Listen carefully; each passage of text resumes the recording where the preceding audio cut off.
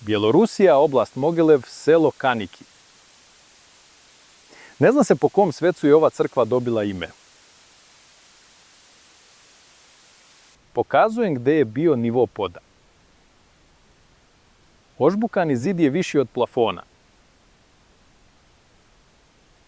Zid od cigle ispod nivoa poda.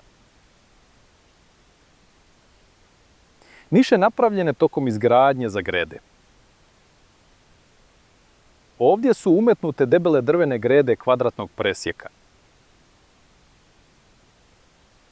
Tamo je niša za sljedeću gredu.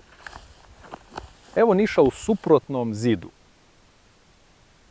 Jasno je gdje je bila etaža koju je arhitekta planirao. Ispod nivoa poda u zidu je otkrivena misteriozna struktura. To su niše napravljene u obliku svoda od opeke. Završavaju zidom od cigle.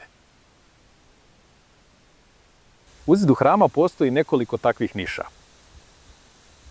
Pored oltara, tačnije ispod oltara. To nisu prozorski otvori, a ne vrata. Sve niše završavaju zidovima od cigle. Iznad jedne od niša u zidu je otvor. Veoma je nizak za prolaz. Nijedan čovjek neće doći ovamo. Više kao ventilacija. Na vrhu su bile podne grede. Otvori niša se nalaze ispod nivoa poda. Ovako otvor izgleda s polja. Rupa koja se proteže ispod nivoa zemlje. Kada se snijeg otopi i pada kiša, voda će teći ovdje. I ulite se u ove podzemne niše.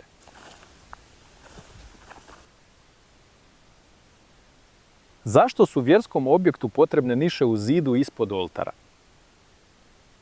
Ne izgleda kao prostor za pohranu. Zašto su iznad niša napravljeni prolazni otvori? Je li ovo ventilacija ili osvjetljenje? Možda crkva nije sagrađena za molitve i moralno učenje. Više kao tehnološko rješenje. Ovdje su radili nešto sa vodom i zrakom. U ovim nišama ispod oltara